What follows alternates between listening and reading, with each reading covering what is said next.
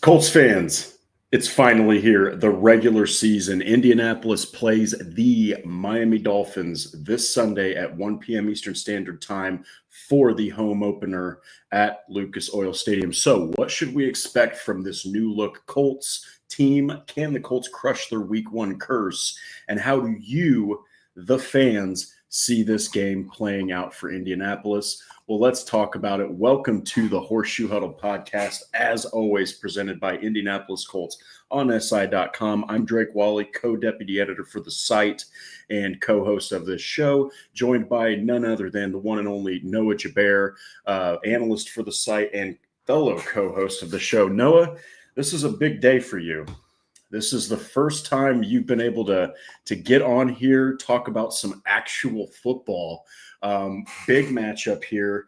A lot of things are on the line, even though it's the first game of 17. It's a very long season, but the Colts really need to come out on top and start hot. How are you doing, man? And, what are your thoughts just right off the top of the dome on this one?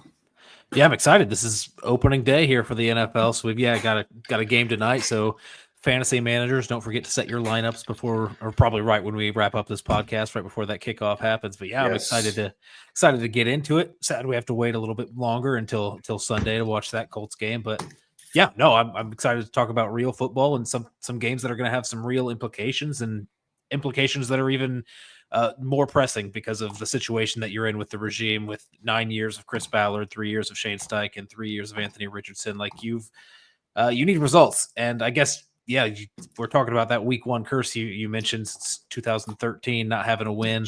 I mean, it's difficult, and when you've been dealing with that, and you've got that and you need results instantly, and then it's just another thing added on top of it, man. If you start slow here in the month of September, I feel like you really have some opportunities here early on in the season to get a win, and the Colts are actually betting favorites for this game. I mean, 2.5 point favorites, I think, at this point in time, probably chalking that up due to home field advantage. Those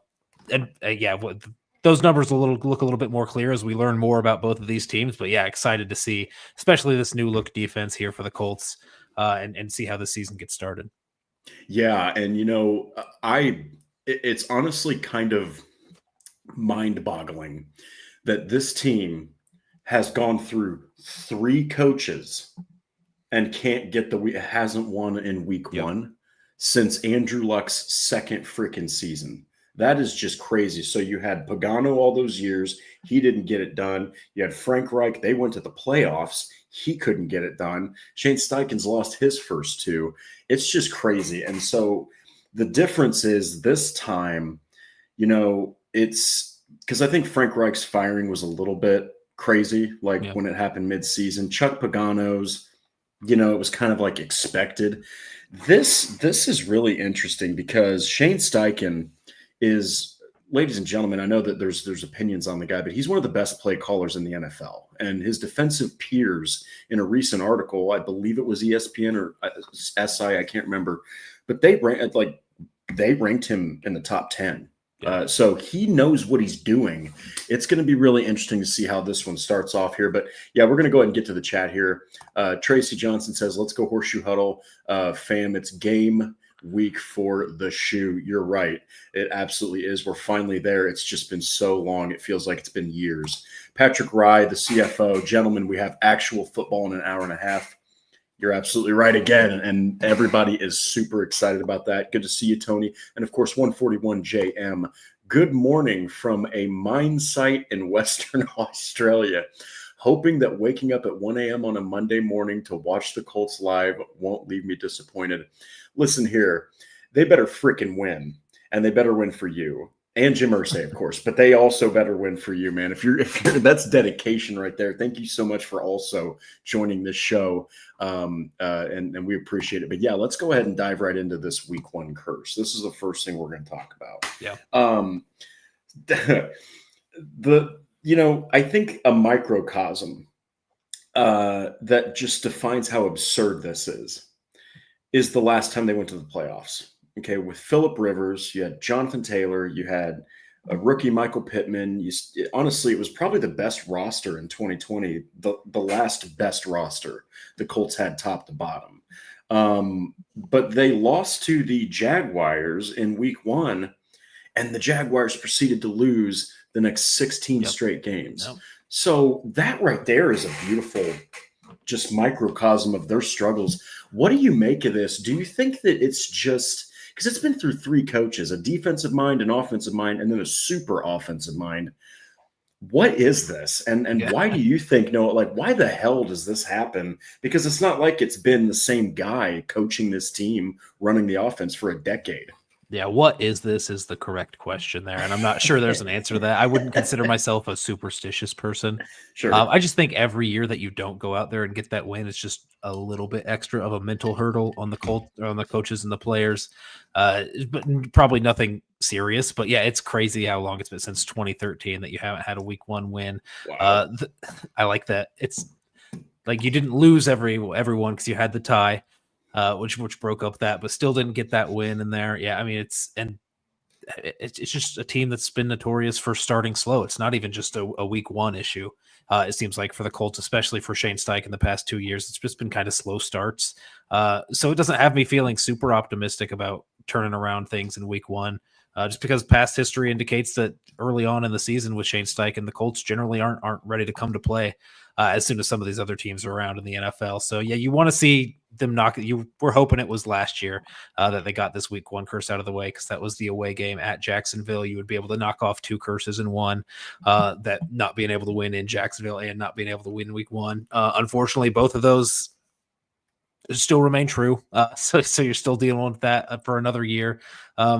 Yeah, I mean, if this regime doesn't end up working out this season and you have to end up moving on, hopefully they can at least do this one thing and make this week one curse something we're not talking about for the next head coach and GM that end up coming in.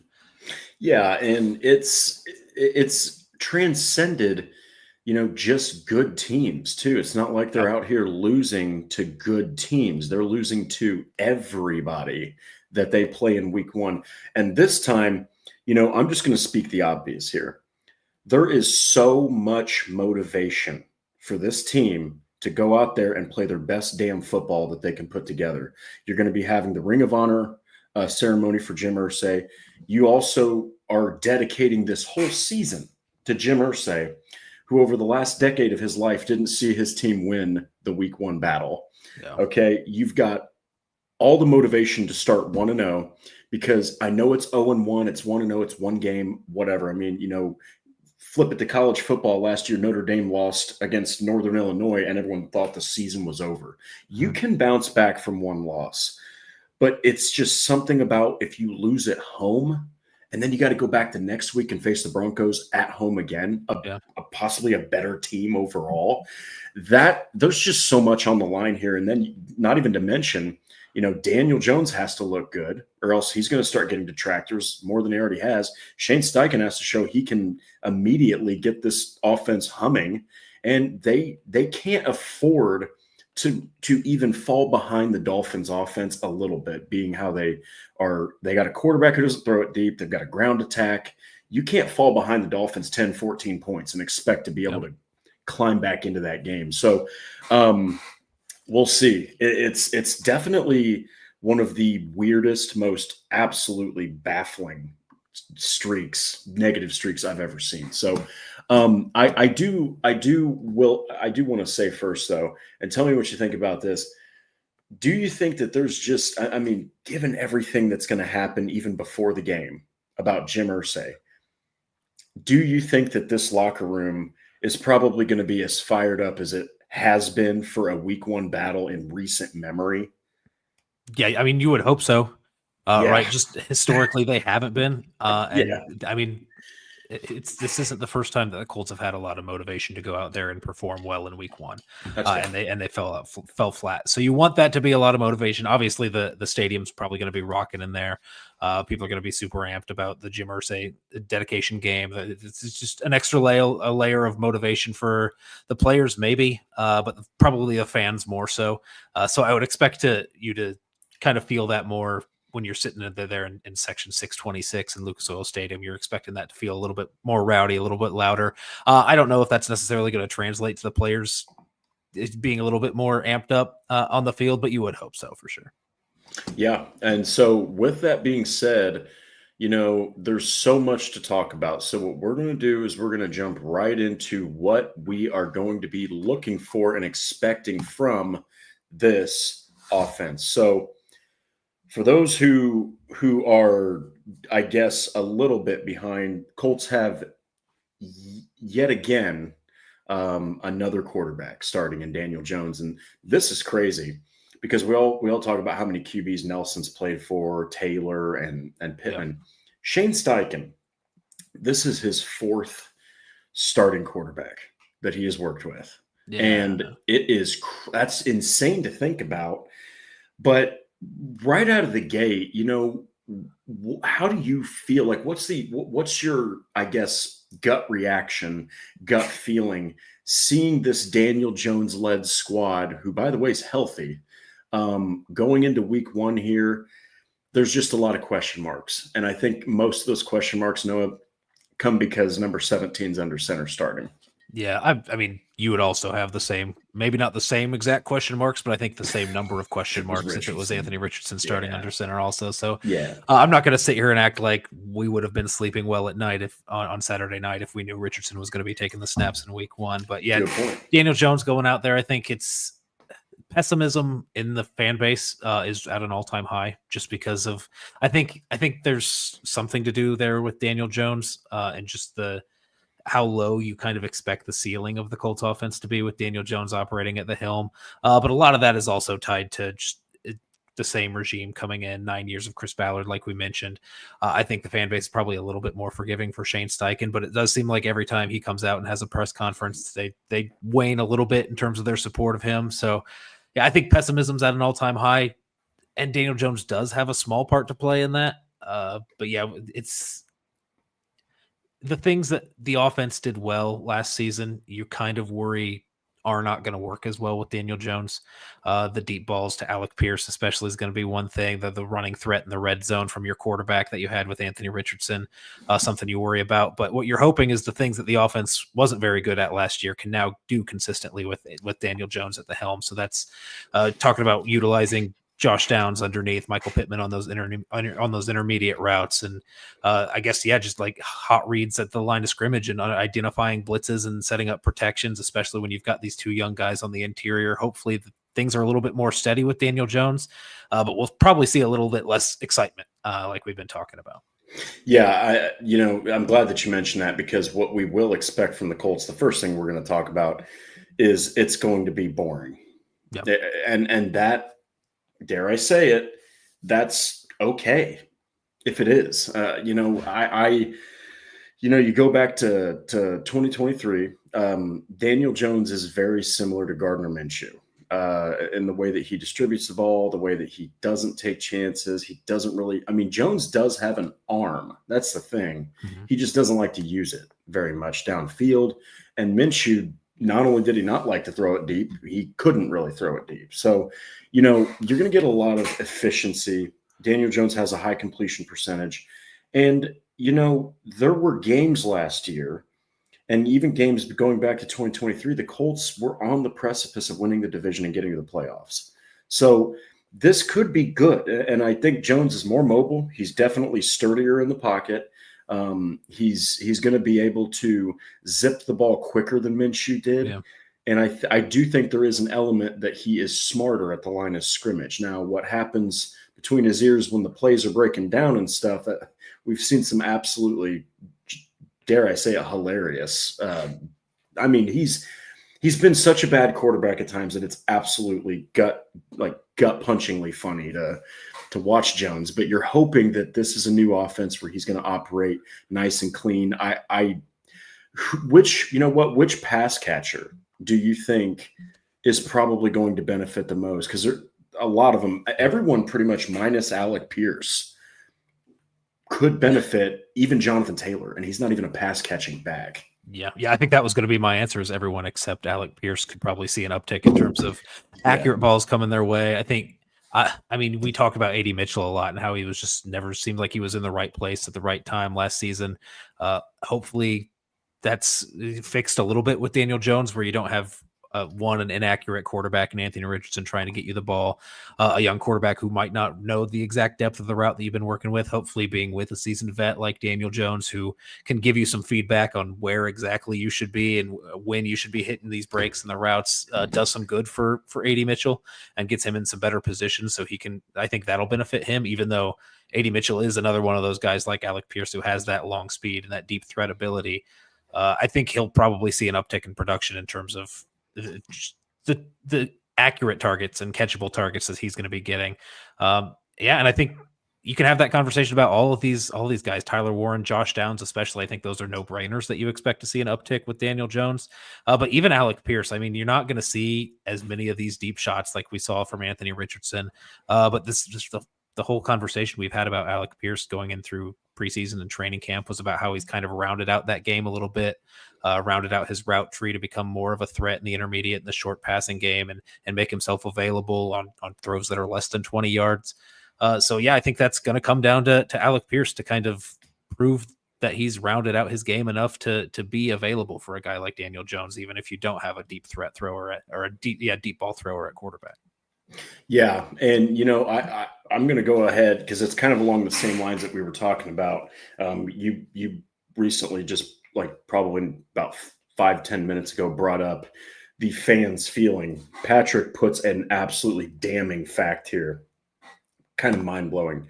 Pessimism is definitely at an all-time high. The second annual fan optimism survey from The Athletic was released a week ago. Out of 32 teams, the Colts rank was 32. So this is a fan base that has just given up. They've already quit, and the season hasn't even kicked off. And don't forget, guys, last year, especially against the Bills, man, and the Lions, Lucas Oil had more Lions and Bills fans. It seemed like an away game for the Colts in their own walls. So I understand that there's diehard Colts fans out there, but covering this team, I can tell you very honestly and knowingly that it's been a very fickle fan base. Yeah. So we will see, but this team needs to win if they really want to keep the fans engaged. So, I think that something else that you should expect is an absolutely incredible amount of Jonathan Taylor. I think that, and we can get into it with the Miami side of the Miami's defense, but this is where you attack them. And, they're also banged up. They've got, banged up guys in the secondary, but their defense isn't necessarily a strength of theirs. So what do you think Jonathan Taylor's impact could be? Because they also do have, Tyler Goodson is on the injury report, but if he can't go, I wouldn't be surprised, man, if you see some DJ Giddens too, because Taylor's not going to be able to you don't want him to take 25, 30 carries in week one. You know what I mean? You kind of saw that at the end of last season where they were feeding him those 25, 30 carries because they desperately needed wins at that point. You don't want to start off week one, given a guy like that who's coming off of some injuries that he's had and the workload that he went through last season. You don't want to give him 25, 30 carries this early in the season when you're probably going to need those wins at the end of the season again.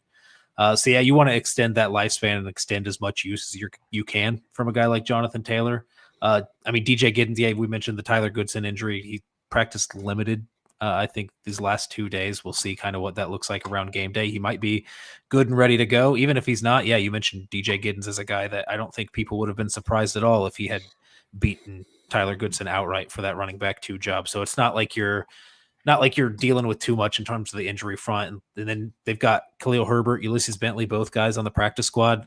If Goodson can't go, I think you're very likely to see one of those 2 guys, probably Herbert, called up during game day. And I feel like either of those guys are guys they wouldn't be afraid to give some carries throughout the game if the need comes around for it. But you want to see Jonathan Taylor still getting a pretty healthy dose, probably not on the field and passing downs. You mentioned maybe he's going to benefit a little bit from having Daniel Jones a little bit more accurate thrower to that running back outlet that Jonathan Taylor might be. But at the same time, probably don't want to test him too much running the ball. If we're going to gave him a huge workload, I want it to all be handoffs in that capacity where he's a little bit more dangerous, a little bit more guaranteed to give you a positive outcome than those passing downs that he could be in on.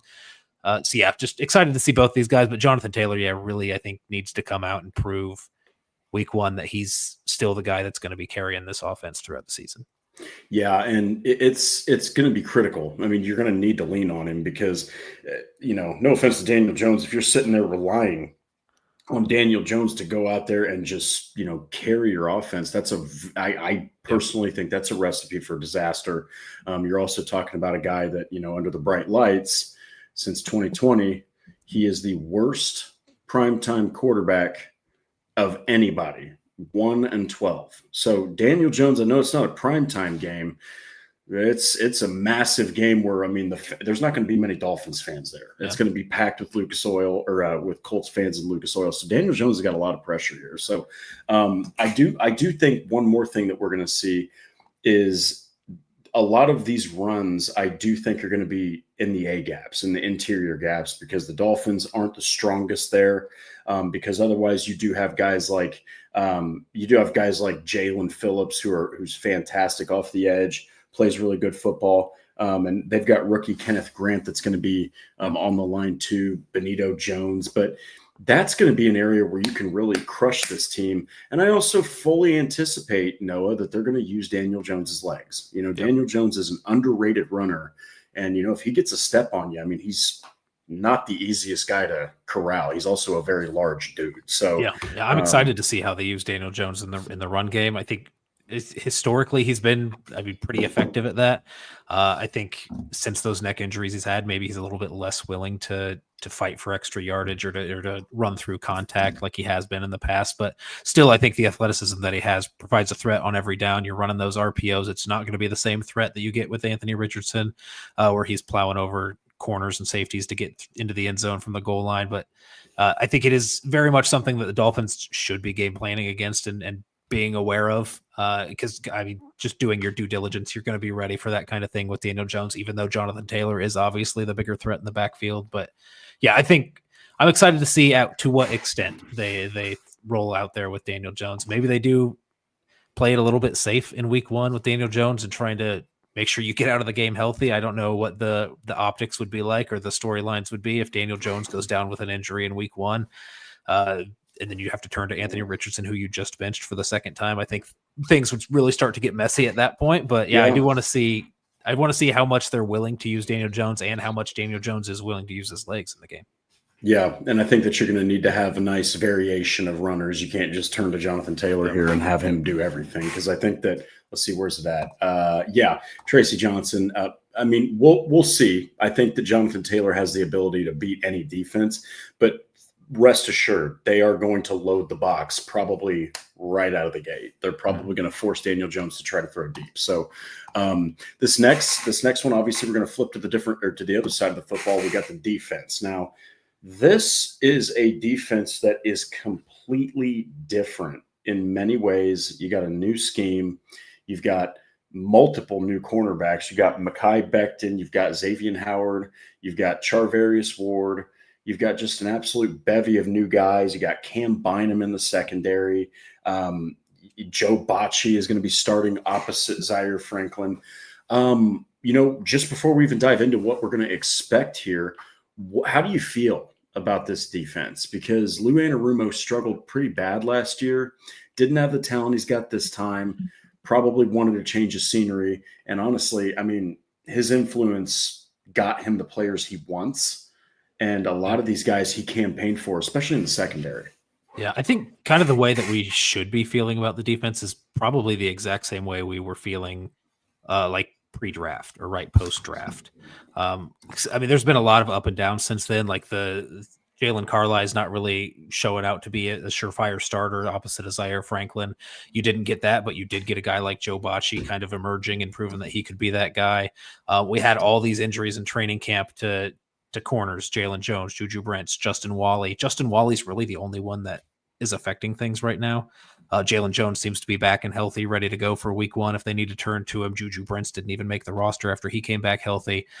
So that huge storyline that you had about the cornerback room not being able to stay healthy, and really you're sitting in a pretty good spot. You kind of lost Justin Wally there, who you thought was coming on, but after the draft, you weren't really expecting that third round pick to come out there and be the starter opposite Charvarius Ward. You were kind of penciling in Jalen Jones for that position.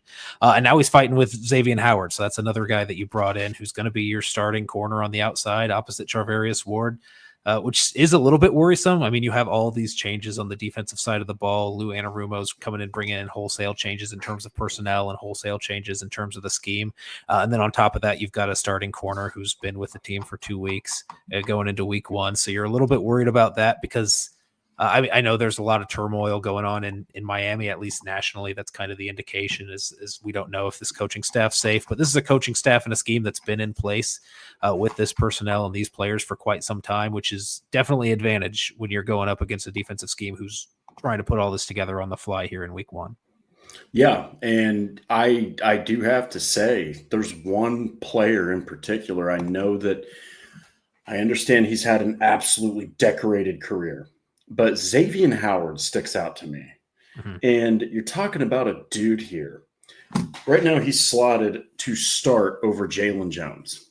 Okay, I'm just going to come out and say it. I know Anarumo really favors those veterans, and he briefly coached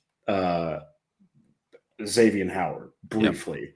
As the DC in Miami before he went to college and then came back to join the Bengals. This is a guy who's 32. He didn't play any football last year. Not to say he hasn't been working his ass off, but that's what you do in the NFL.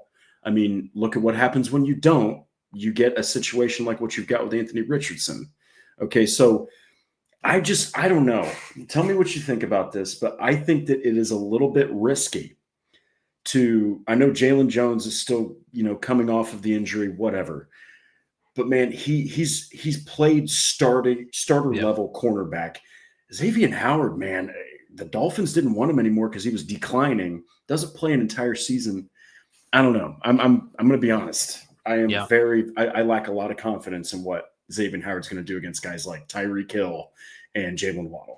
Yeah, I feel the same way, and maybe that's more of an issue week 1 than it is long term because you do have Jalen Jones on the roster you can turn to. Sure. So your floor is not a disaster, right? If you are seeing a totally declined and regressed Xavier Howard at 32 years old after taking a year off football, you have someone to turn to that you can trust relatively. Maybe in this scheme is trust a little harder to come by for Jalen Jones than it has been in the past, but you have somebody who I would feel all right sitting there as starting corner, even if you don't have a guy like Xavier Howard coming in that can play Xavier Howard level football or even starter level football at this point. Because cornerback is, the second hardest position to play in the NFL, I think, after quarterback, and it really, that peak falls off for you and falls off for corners a lot faster than it does a lot of other positions. So 31, they were already starting to see the decline. The Dolphins were.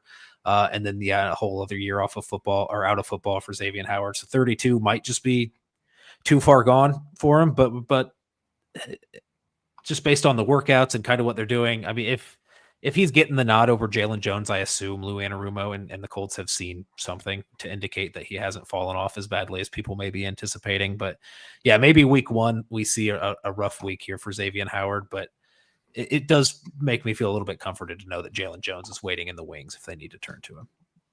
Well, you're just hoping that, this will sound ridiculous because I would love to see Jalen Jones get a third season where he just starts because all he's done is get better. Mm-hmm. But you're hoping all these signings, the trade for Mekhi Becton, you're just hoping it all pays off, man. You don't want anything to fall apart just so that, a guy who is the quote unquote backup can get an opportunity. Xavier Howard goes out there and plays his all pro style he's done in the past. No one's going to complain. Not one person's going to complain. So this next one, I do like the fact that Noah put these in here. So what are we supposed to expect from the Dolphins offense? Noah, right out of the gate, just want to get your thoughts. We can get the obvious out of the way. So what are your thoughts on this Miami Dolphins offense? They do have a new addition in Darren Waller. The offensive line is a little bit but Mike McDaniel, I know that they've been underwhelming at times, and Tua has looked like an absolute garbage can at times. But overall, he's a pretty good quarterback, and this offense can absolutely kick the crap out of you if you let him. Yeah, they've got some holes, but they've definitely got some really strong points on the offense. I think if you're the Colts, you're terrified of Tyreek Hill and Jalen Waddle. Yep. Just that duo there. I know you went out and you upgraded your corners, but like you mentioned, Xavier Howard sitting there at 32, Charvarius Ward 29, Kenny Moore 30. These are all guys who have not been known for their speed. I mean, they make their living in other ways. Travarius Ward, Xavier Howard, both really aggressive and physical corners. But you're going up against guys who you may not be able to get hands on when you're sitting there in press, or if they get one half a step on you. I mean, it's going to be lights out. You don't know if you have that deep speed there in the cornerback room. Even like I mentioned, Jalen Jones, if you have to turn to him, he's not a guy known for his long speed either. So it's going to be interesting to kind of watch to see if you have the speed to keep up with these guys on the outside. Lou Anarumo is going to want to play a lot more man than what Gus Bradley played last season. Maybe this isn't the game to do it, though, when you've got Jalen Waddle and Tyreek Hill on the crossers that you have to deal with. Or you're just always going to be sitting back in a two-deep shell with Nick Cross and Cam Bynum. But even then, I think Nick Cross is a little bit stronger of a run defender than he is in pass coverage. So, it's going to be a chess match there, and trying to find ways to limit what Tyreek Hill and Jalen Waddle can do to you. Pass rush is going to be, I think, super difficult to get to the quarterback because Tua is so good at getting it out of his hands quickly, and they're good at scheming up plays where they can get the ball in the hands of their playmakers like Tyreek Hill, Jalen Waddle, Devon Achane. They can get the ball in the hands of them quickly and not leave Tua back there in the pocket sitting there where, we mentioned their offensive line maybe is a little bit of a weak point. But still, if you don't have time, even if you beat those tackles on your first move, like Latu is ripping through a guy and getting to the quarterback immediately, if the ball's coming out on a short hitch or a slant to one of those receivers, then it really does you no good. So, I'm going to be interested to see kind of how they hold up. I mean, your defense is going to have to play with a ton of speed also because they're able to hit the outside really well with a guy like Achane running those outside zone plays. So, it's going to be a big test for Zaire Franklin. It's going to be a big test for Joe Bocci, who's going to be in his first start, seeing if he can play sideline to sideline. Going to be a big test for Kwity Paye and Taekwon Lewis, Samson Ebukam, guys who can probably hold the edge. You need them to hold the edge well to really maintain integrity of this run game, because I think you're pretty set up the middle. I think Miami's offense is a little bit better interior wise than they were last year. I think last year they just couldn't run certain plays because of the personnel they had on the interior, but they go out, get Jonas Avenea. They really ramped up the interior of that line, but I still think DeForest Buckner, Grover Stewart should be able to handle them in the interior. Yeah. And this is just one of those situations, right, where everyone's going to talk about, like last year, the guy who led the team in catches was Jonnu Smith. Mm-hmm. Okay. And then of course he gets a payday elsewhere. Right. But it was a down season for this team last year. Tyreek Hill didn't eclipse 1,000 yards. Jalen Waddle didn't get over 60 catches. You also got to remember the Colts beat freaking Tyler Huntley. And then the one and only, the cream of the crop of quarterbacks, Tim Boyle. Okay. Who the hell is that? You know what I mean? The Colts, that's who the Colts played last season. They played two quarterbacks who aren't starters and barely are backups, or Tim Boyle's almost not even rosterable. Yeah. So this is Tua they're facing. This is a dude who got the ball to his playmakers more than 70% of his attempts. Mm-hmm. He's surgically accurate. So it's going to be really interesting. But my guy that I want the Colts to be able to stop, and it's not because of his running back ability per se, but it's Devon Achane. And it's because he had 78 catches last year out of 87 targets. Yep. Absolutely blistering efficiency as a pass catching back. That's the dude that you're going to need to stop, because he also scored 6 touchdowns through the air and 6 on the ground. That's a guy that no one talks about really, as far as one of the more electrifying backs. I'm telling you, if you let Devon Achane go out there and they can't stop him, there's no hope. There's no hope for your defense. So that will be a very interesting chess match with Mike McDaniel and Shane Steichen. That's just going to be absolutely incredible. Or better yet, Mike McDaniel versus Lou Anarumo. That's going to be awesome. So they're going to have to really get horizontal. These linebackers especially, I think, are going to be flowing. Those safeties are going to have to be flowing. Luckily, I think that does play to Nick Cross' strengths. Like we mentioned, maybe not the guy that you want it back in deep coverage when you're trying to cover a go route against Hill or Waddle. But if you've got him coming up as on the kind of boundary to cut off Devon Achane, I think he's the guy that you do want to do that. Cam Bynum, I think, also will be pretty proficient in that. So I think, they do match up well in that sense, but I think still going to be a test for sure for Bocci and Franklin in the middle. Yeah. All right, Paul Wilson, we're going to get to your super chat here. The streak ends Sunday. 0 chance we lose on Mr. Irsay Ring of Honor Day. Hey, I'm just telling you right now that, like we talked about earlier in the episode, Paul, I don't know. We don't know if there's been more motivation to win a week 1 game. Obviously, in the past, there's been motivation, but you're talking about your owner who all the Colts loved. He loved his players. He's gone now, and you're going to be honoring him.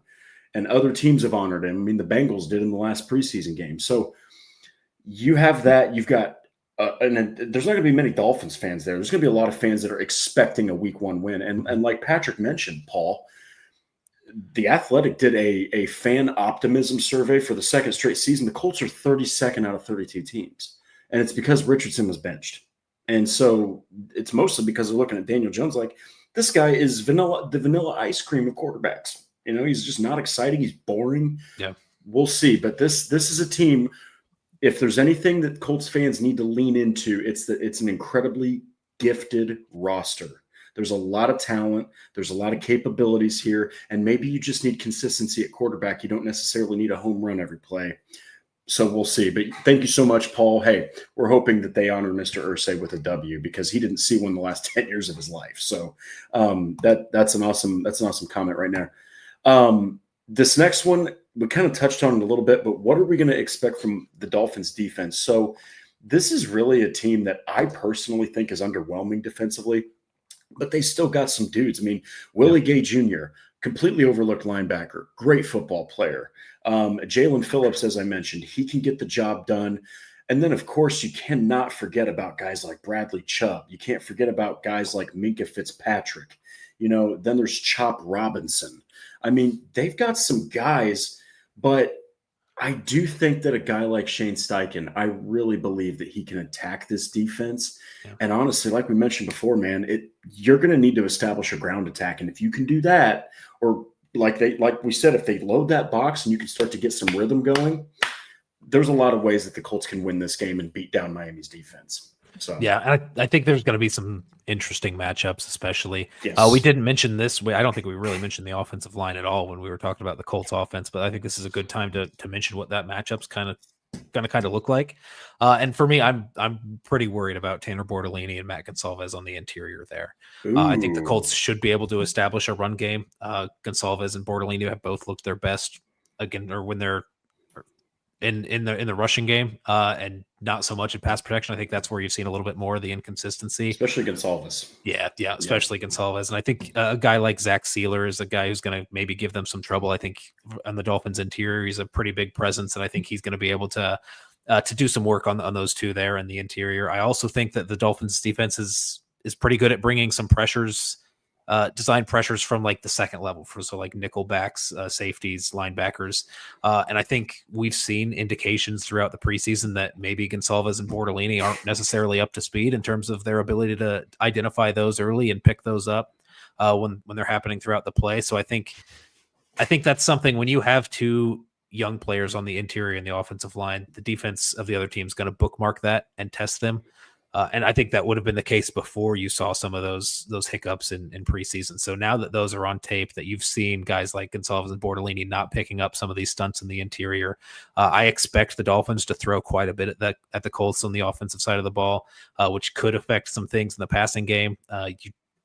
We mentioned Daniel Jones has some athleticism, but I don't think he's going to be a guy that's shrugging off a lot of defenders like Anthony Richardson would be in the pocket. So yeah, I think that's going to be, the biggest thing that I'm going to be watching for is kind of how Anthony Weaver, the defensive coordinator of the Dolphins, is scheming up things to take advantage of the inexperience the Colts have on the interior and the offensive line. Yeah, and this defense is if we're talking about all three sides of the football, okay, it's going to be, that's where you're going to essentially be attacking this team is by attacking them through with the ground attack. And so it's going to be all about that interior. And I love the fact that you brought up Bortolini and Gonsalves because you're going to get their first game as literal starters. And Bortolini showed you some flashes last year. Gonsalves was at right tackle and left tackle. Now he moves inside. It's going to help him more. He's not going to be on islands per se, but he's going to be trusted to hold those blocks, potentially deal with, a decoy defender like Sealer coming after him, and then it allows a guy like Willie Gay Jr. to blitz behind him. So, like, there's going to be a lot of things thrown at these two. But we'll go ahead and get to Paul Wilson's chat. I can pull this up, Paul, because you decided to use an exclamation point. So, holy bleep, the Colts have even turned Noah to the beer. Cheers, Noah. Noah's just so freaking excited to cover a pregame about a real game, and not preseason football, not training camp, not mini camp, not OTAs, draft or speculatory stuff. But yeah, Noah, I'm glad that you finally brought a brew on here. It's just a good time to be talking about Colts football, isn't it? No, it's just an apple juice. So cheers, Paul. I appreciate that. There you go. And this is not a whiskey and Coke at all. It's actually water. So thank you so much, Paul, for all of that. But yeah, so that'll be interesting. I'm really intrigued to see how Shane Steichen attacks that Miami defense. So now what we're going to do is, there's not even really necessarily a limit here on these, but we're going to go ahead and give some Colts X factors. I will start. So we can each give one offensively, and then we'll give one defensively. Or you could give one, special teams. There's a lot of ways. Hey, there's ways that you can lose a football game, and it's not just by having crappy offense or defense. If you have crappy special teams, you can lose a game. I'll start offense. I do think that an X factor for me is going to be Matt Gonsalves. Yeah. And the reason I'm putting him as an X factor is because it's going to be all about how he operates. How does he deal with a scheme where, like I said, if you're using a decoy to distract him, to take him on, how is he going to handle a blitzer behind him? How is he going to be able to establish his feet and make room for a guy like Jonathan Taylor? Big one, like Noah brought up, is how is he going to deal with pass protection? Because last year he wasn't the best at it. Granted, he was also a tackle. Okay, so that's going to be different. He's going to have a little bit less of pressure, I guess, if you will, because he's not going to be dealing with defensive ends per se. Matt Gonsalves, Noah, I love how you brought him up, because he needs to have himself a damn good game, because if he doesn't, the Miami Dolphins are going to attack. They're going to attack him in number 60. It's inevitable, and he's going to have to deal with it, because there's no way. If I'm a defensive coordinator, I'm looking at those two. Like, Nelson is fantastic. Braden Smith is reliable. Bernard Ryman's a top 10 tackle in the NFL. Those are the two. Those are the guys I'm sending everybody at, and it's pressure right up the middle for Daniel Jones if you can't stop it. Yeah, and that's big for week 1 for Matt Gonsalves. That's big for week 2, week 3, week 4. If you have a rough game here, picking up those blitzes, you should expect to see those every week until you guys figure it out and learn how to pick those up. So yeah, if you're starting your first start at a new position, you're going to get tested a ton. You see that with corners and safeties a lot. But yeah, especially here on the interior, he needs to come out and at least be serviceable in the pass blocking department. I think communication is going to be the biggest thing. I know technique's obviously going to need a little bit of refinement because he hasn't played a lot of guard. So I'm expecting some hiccups there. I would just like to minimize the hiccups that we see with communication between him and Bordolini, him and Braden Smith, on who they're picking up when these double teams come and the blitzer comes and they need to split off. I just want to see that be relatively clean and not see a ton of that going on in week 1. Because yeah, if you see it a lot week 1 and they struggle, you're going to see that every week from then on after. Yeah, so that's my X factor offensively. Noah, give us your X factor on the side of Shane Steichen. Yeah, I'm glad that you went ahead and went with the offensive line, because I wanted to go a skill position and I didn't necessarily want us to double down, because I knew, offensive line's huge. So I'm glad that you threw Gonsalves out there, but I'm going to throw out Alec Pierce as the X factor here for the Colts. Okay. Just because of the quarterback that you have now, and Daniel Jones, defensive coordinators are going to be keying in a little bit on that, knowing that he's a little bit more reluctant to throw the deep ball. So I think you do need to prove that you're willing to do that and you have the bodies to do that. I think defenses are going to always respect Alec Pierce to a certain extent because of the performance that he put up last year. But I think going in there with this new offense led by Daniel Jones, you need to show at least a willingness to chuck it deep a couple of times a game. Even if you're not converting on these deep balls, you have to keep them back and keep them out of the box. Like we had a comment mentioned earlier, how we're going to see a lot of loaded boxes. Oh, yeah. Just keep that from happening, and don't make the passing too horizontal. We don't need all crossers and outs and ins. We need to see something vertical every now and then. Tyler Warren up the seam, Alec Pierce going deep, and then also just him rounding out his game to be an intermediate and short threat. So if you're not just using him as a decoy 2 or 3 times a game to run those deep balls, you need to make sure that guy that you have on the outside is contributing in some other ways that Daniel Jones is able to get him the ball in. Yeah, and I love the fact that you brought up Alec Pierce and you didn't say, it's Tyler Warren, it's Josh Downs, it's Michael Pittman Jr. It's expected that they're going to play fine with Daniel Jones, okay? Because guys like those 3, they need accuracy, okay? With a guy like Pierce, you could throw that freaking football as a duck, and he can go up and get it. You could overthrow him, and he's so damn fast, and he's got the wingspan that he can stretch out and get that football and then run it to the house. I mean, we saw that last year in week 1 against the Texans, where Richardson just absolutely heaved it, and it was a rocket launch. So, Alec Pierce, all he has to do, this is the good news, all he has to do is catch 2 passes. 2 passes. And if they're for 40 total yards, that defense starts thinking differently. Yep. And everything else, that box, I'm not going to say that because Patrick will have a field day. What's a better way to say it? The box is going to, it's not going to be there's not going to be as much pressure on Jonathan Taylor, right?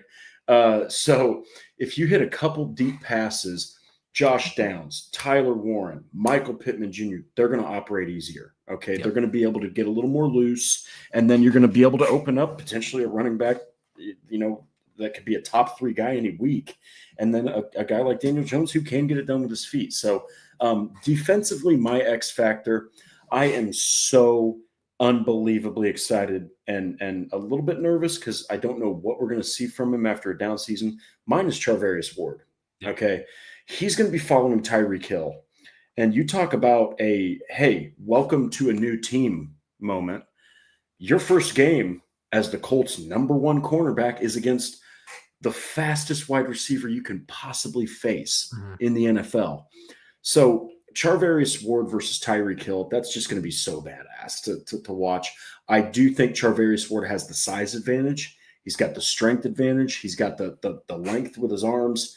And if he can even channel a little bit of that 2023 form, Tyreek Hill is not a strong receiver. He's not strong. He can create separation. He has one cut, plant the foot, gone ability. If he catches it and you miss a tackle, he can be gone.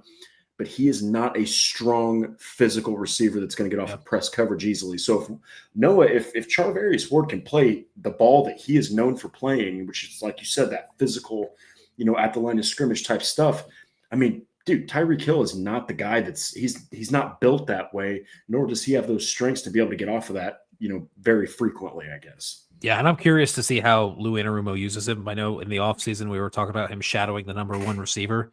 When you've got a team like the Dolphins, I think Jalen Waddle or Tyreek Hill could be the number 1 receiver on any given snap. So I'm curious to see if he stays on one side or if he's following one of them around, or if he's going to be switching who he's following around based on whatever drive it is. I think, if he's definitely an X factor, because if you've got him shutting down one of those guys or limiting them somewhat, then maybe you can turn some focus to the other. Maybe you can play man coverage on Tyreek Hill and have a safety over the top on whatever side he's on, and then just let Charvarius Ward deal with Jalen Waddle on the other side.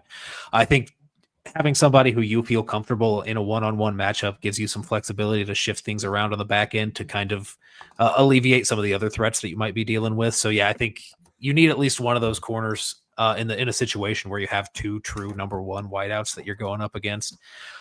And what really sucks is it's 2 true number 1 wideouts who have kind of similar skill sets in Tyreek Hill and Jalen Waddle, 2 guys who can hurt you in the same kind of ways. You need to eliminate one of those, and Charvarius Ward's definitely going to be the X factor that's going to allow you to do that. Yeah. So who is your X factor defensively, Noah, and why? Yeah, so I'm going to just throw out an honorable mention because I know people want to hear Latu and hear his name. And I think he could be. I'm not sure that this is the game that you're going to get a lot of production from Latu, so I'm not going to be too disappointed if he doesn't come away with 1.5 sacks or whatever anyone's expecting in his breakout year, just because of how quickly the Dolphins get the ball out. So I'm going to say that my X factor here is Zaire Franklin, that linebacker. Could have gone Joe Bacci here as well, but I think as the defensive captain here in Zaire Franklin, I think week 1 is the perfect time where you're setting the tone for what the defense is going to be this season. Missed tackles were a huge problem for the linebackers, Zaire Franklin, EJ Speed, and behind him and in front of him everywhere. And you kind of just got in a situation where this defense was playing to the strength of the opponent. They were playing well against good offenses and they were playing badly against bad offenses. I mean, you just need to have somebody step up, show some consistency. He's going to be a guy that's going to be tested, like we mentioned, with Devon Achane running the ball with his speed, getting out to these outside zones. He's going to be able to need to flow horizontally. He's going to be able to make sure that everybody's on the same page with their run fits, and he's going to need to be with his run fits as well. And then Jalen Waddle, Tyreek Hill coming across the middle. He's going to need to be head on a swivel because those guys are going to be coming at you fast when you're standing there in that middle read zone in a cover 2. And he just needs, it's going to be an all around heavy workload for him this game. He's going to be playing 100% of the snaps, I expect. So you're just looking for him to make an impact positively, both in the run game and in the pass game here. Yeah. I mean, I love the fact that you put Zaire Franklin there because, you weren't thinking too much. I mean, you weren't thinking as much of him being a bona fide leader when EJ Speed was there. Okay. Joe Bacci earned his starting position, period. Okay. Now, the injury to Jalen Carlisle probably helped, all that. But Joe Bacci earned his spot. And it also helped that Lou Anarumo is absolutely over the hill for this guy. But Zaire Franklin, you talk about a year where everyone's going to be looking at him league-wide like, okay, you're the guy. You're the guy on defense. It's basically the trifecta of him, Moore, and Buckner. Those are the 3 guys that have been there, done that for the Colts. So Zaire Franklin's a big one. And Tracy Johnson, you an NFL nerd, man, that is exactly what I was trying to avoid. You guys in the comments are absolute menaces. So keep it up. It's entertaining as hell in there. So this next one here, I do like this. We kind of went over it, but this could be offense, defense. It could be either side of the football. Biggest threats from Miami. Right out of the gate, I'm going to pick someone that's not even a sexy pick because we've talked about Hill, we've talked about Waddle, we've talked about Achane. There's a lot of ways this offense can hit you. I am very intrigued. I know that he was kind of falling off before he briefly retired, but Darren Waller, okay, this is a guy that for 2 seasons was one of the, if not the most dominant tight end in the NFL. Okay, this is a guy who's tall, fast, very difficult to cover.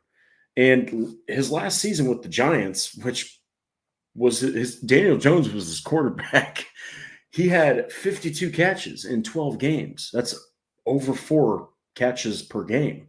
So guys like Zaire, guys like Joe Bacci, yeah, everyone talks about Hill and Waddle, but man, dude, I think that Darren Waller is going to potentially be a problem. And if he is, that opens up a lot more issues for you because the linebackers are going to see plenty of him, but also a guy like Kenny Moore is going to see him too because Waller isn't just an inline guy. He can also be branched out. And sometimes back in his day when he was really dominant, the Raiders would put him on the outside to face cornerbacks. So, I mean, that's a guy to keep an eye on. I also think that my other one, without question, Noah, it's probably going to be Jalen Phillips on the defensive side of the football. I know that he hasn't blown up as far as sacks, but he's a very talented player. So those are my 2. Who do you think are some of the biggest threats? And they can even be obvious ones because, I mean, you can't talk about Miami without talking about one of the best receiver duos in the league. Yeah, I'm going to stay away from Tyreek and Jalen Waddle. I think we've given them enough flowers on this podcast. I think it's pretty clear that they're going to be a threat, just how their play style kind of clashes with the Colts corners. Honestly, Darren Waller, I'm not necessarily too worried about Darren Waller as a player, but I get why you would throw him out there because of the matchup nightmare that he represents in terms of just who do you have cover him? He's 6'6". That's Kenny Moore is horrifying. is probably my first choice to cover Darren Waller, but you do have a huge size disadvantage there. Joe Bocci and Zaire Franklin, not super comfortable with that. Nick Cross, we'll see if he's someone. Cam Bynum, I would much rather have playing back deep because of the outside threats that you have with Waddle and Hill on the roster. So yeah, I think it just represents some mismatches that I'm not sure the Colts have an answer for right now. Just on the offensive side of the ball, I think it's Tua. I think just because of what we talked about with seeing Snoop Huntley and Tim Boyle last time the Colts played the Dolphins, it's a completely different offense and it's a completely different game plan when you've got a guy like Tua he's not going to be the flashiest quarterback. He's not going to be in these conversations of top 10 quarterbacks in the league, but he's such a good distributor of the ball. He's the point guard back there. And when you have these guys with these freak athletic abilities like Hill, Waddle, A-Chain, even if Darren Waller comes out and shows the athleticism that he showed in the past, it's scary when you have a guy who can efficiently get the ball in those guys' hands as quickly as he can. I think that's kind of what the Colts are hoping from Daniel Jones is that Colts have some of these guys that you want to get the ball in the hands quickly. You want to give it to JT. You want to give it to Tyler Warren. You want to give it to Josh Downs so they can create after the catch. So the kind of performance that I think we're going to see from Tua against this Colts defense is the kind of one that we're probably hoping to see from Daniel Jones on the offensive side of the ball as well. I love that pick. I mean, Tua, everybody, I know that he's, I've even said this, the guy catches concussions like a toddler does colds. Okay. And the thing is, sometimes he's done it to himself. But the thing is, yes, he's had some pitfall performances, but Tua is a good quarterback. He's a good quarterback. And last year, if he's playing in that game where I think the final score was 13-10 or something, the Dolphins win that game. They win the game. You ended the game with Tim freaking Boyle, not Tua Tagovailoa. Patrick Rye here, before we get to a couple last remarks here, and we expected this would go over, but 8:20 is when kickoff starts. So with the season starting, let's hear one hot take regarding a player, one regarding the team, and your prediction for their final record. Okay, you know what? We have 4 minutes left, and the last two we were going to do was bold predictions and final score predictions, Patrick. So we're just going to go ahead and lump this all into one. Beautiful. Did you hack our podcast, Patrick? I know that you're the CFO, but did you do something we're not aware of? No. For me personally, I'll go ahead and just knock off my three, or me and Noah can bounce back and forth with each one. So my first one is that Daniel Jones is going to have the best season of his NFL career. Shane Steichen is a superior play caller to Brian Dable. The talent surrounding him is immense compared to what he's had before. The offensive line is there. I know that there's question marks around Bortolini and Gonsalves, especially Gonsalves.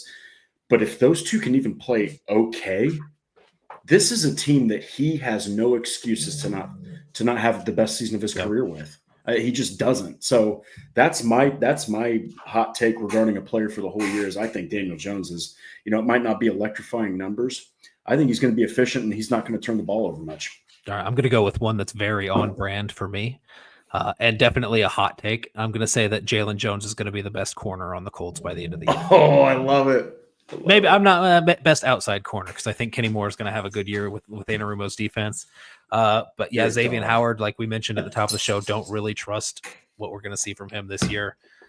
You're hoping for the best, but don't really trust it. And Charvarius Ward, I think he's going to have a solid year, but I think Jalen Jones is going to be relied on early, and he's going to prove that he's not scheme dependent and he can really work in any scheme here on the outside. Yeah, I love that because Xavier Howard is being, I'll just get this out of the way quick. When they got him, I thought he was going to be a backup. I really did, at least for week one. I didn't think that they were just going to say, hey, you know what, dude? Go out there. Sure, he knows Anarumo's defense, but he hasn't played in it for like a decade, man. Like, it's been so long ago. And Anarumo had years in college separated from that and when he went to coach the Bengals. So I love that. I would not be surprised at all, Noah, if Jalen Jones ends up starting at some point. For the team, I personally think that the team is going to finish 9-8. I do think Daniel Jones has the best season of his career, but this has been a team that until proven otherwise has not been able, even with Gardner Minshew running the show, okay, they still finished 9-8. So I don't, until they prove it to me, I don't really see them being better than that. I think their ceiling is, I will give them this. I think it's 11 wins. But I feel like they're going 9-8. What about you, Noah? Is that your final record prediction, or is that your hot take for the team? That's my hot take for the team. I feel like it's really hard to come up with a hot take for the team because the pessimism's so low. Like you almost have to do a hot take of how good you think the team's going to do. And frankly, I don't think we're going to see that 10, 11 win season that you maybe hinted at there. So it's really hard to come up with a hot take. It just, everything seems super reasonable when I'm going through the scenarios in my head. I don't think they're going to fire Shane Steichen halfway through the year. I think that could be a hot take, I guess. I think they're going to ride that out through the year. I mean, I think I'll take a rain check on that, Patrick. And next episode, I will give you a hot take on an actual hot take of what I think the Colts might do this year as a team. But yeah, final record prediction. I think we did that record prediction show. That was so long ago, where we went week by week of kind of those wins and losses that we expected and kind of how they would tally up. And we ended up super similar. I think you and me, Drake, in terms of what our records was like one win off to be. I think I'm a little tick more pessimistic than you are about the final record, but I think we're pretty much on the same page. So if you're going for 9 wins, then I'm gonna guess an 8-9 for my final record prediction there. Yeah. I like that. Now we're gonna get to wrap up the show here. We do have the final predictions for the game here. Now I'll let you start, Noah. I've got mine in mind. I know I said something different on me and Andrew's Bleacher Report episode, but what's your final score prediction for this game here and why? Yeah, I'm going to make this quick and I'm going to rip off the Band-Aid because I don't think it's going to be good. And I think it's going to be 31-23 Dolphins. I think just the things that we talked about, I think the Colts are operating at a huge disadvantage with Lou Anarumo's, this being his first game in this new scheme with the new team, with all these roster changes that we mentioned, starting corner that's been with the team for 2 weeks. I think you've got a lot going for you if you're the Dolphins with the stability that you've had on the offensive side of the ball to this point.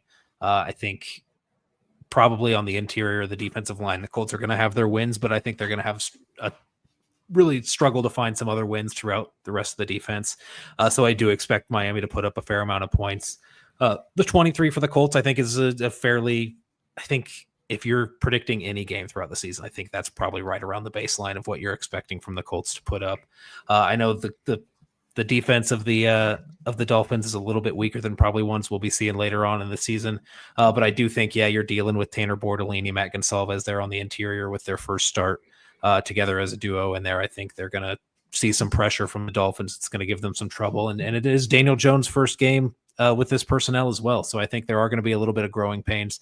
They're not going to be able to take advantage of that defense as much as they might if they played the Dolphins in week 10, week 11. I think things might look a little bit different. So I'm not reading too much into the week 1 curse, but I just think the disadvantages that are inherent with all these changes that the Colts have made leave you a little bit more susceptible to taking an L here in week 1. Yeah, I mean, I that's all very valid, very justified. And I remember saying that until they win in week 1, I don't think they're going to. Yeah. But that's operating on the side of, just past crap. And everything changes in the NFL year after year. I think the Colts drop this one, guys. And it's not even because of the week 1 curse. I'm right there with Noah.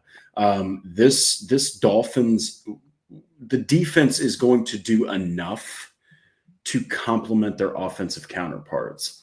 And when you have Xavier Howard going out there playing his first game in basically 2 years, a year and a half, 2 years, and you're facing guys like Hill, guys like Waddle, that is a lot to ask for a 32-year-old corner that has been declining. I think that, what Noah mentioned, getting the ball out quick, that's going to negate a lot of pass rush. Mm-hmm. And Tua is one of the premier guys at getting the ball out quick, but he also struggles badly with pressure. and Mike McDaniel's going to have that ready. And I do think that it's going to be the passing game that's going to need to open up the ground attack for the Dolphins, because they're probably going to take that away. But this is a team that is going through so much of a transition. Jones is a little bit too much of a question mark for me. I do still think that he has his best year with the Colts. Yeah. I'm going 23-20. I think that the Dolphins probably win it late, probably win it on a field goal. I know that that's not what people want to hear, but this is kind of a tough matchup for the Colts, for this new look Colts, to just go out there. Hey, you got a new scheme defensively. You got new players on defense. It's a bunch of veterans. You had sustained some serious injuries, but I think the Achilles heel, Noah, and to wrap up the show, tell me your thoughts. I think the Achilles heel is going to be that quick passing game. I mean, eventually it takes a physical toll on your pass rush, and it tires those guys out when they have to go for the quarterback and just they're hitting air. Yeah, and a good way to kind of break up that quick passing game is, I guess, to have physical corners, which I do think the Colts do, but it's really hard to press guys like Waddle and Hill at the line. And then the other thing is just being multiple in terms of the way you're disguising your coverages and the way you're lining up in these formations to make those reads for Tua a little bit tougher when he's snapping the ball, so he doesn't exactly know where he's going by the time the ball's snapped. Again, I think that's something that maybe the Colts will be a little bit better at and more adept at in week 10 and 11 when they've had time with this system, had time with these players. I'm not sure how multiple this defense is going to look in week 1. Probably a lot more so than what we've seen and been accustomed to with Gus Bradley in the past, but probably not as much as we're going to see later on in the season. Yeah, we'll see. We'll see. Hey, me and Noah are hoping that we are wrong. Okay. I hope the Colts go out there and absolutely beat the crap out of the Dolphins and make Mike McDaniel look like a past good play caller. So we'll have to see. But ladies and gentlemen, that is our show. Thank you so much. We had some super chats from Patrick. We had some super chats from Paul. Thank you so much, guys, for your donations and contributing. But Noah, football's back. It's about to start here in 10 minutes, so we're going to hop off here. But everybody, have a wonderful Thursday. Have a wonderful Friday, a great weekend, and get ready, because Colts football kicks off this Sunday at 1 p.m. at Lucas Oil Stadium. Until then, take care, and we'll see you guys on Monday.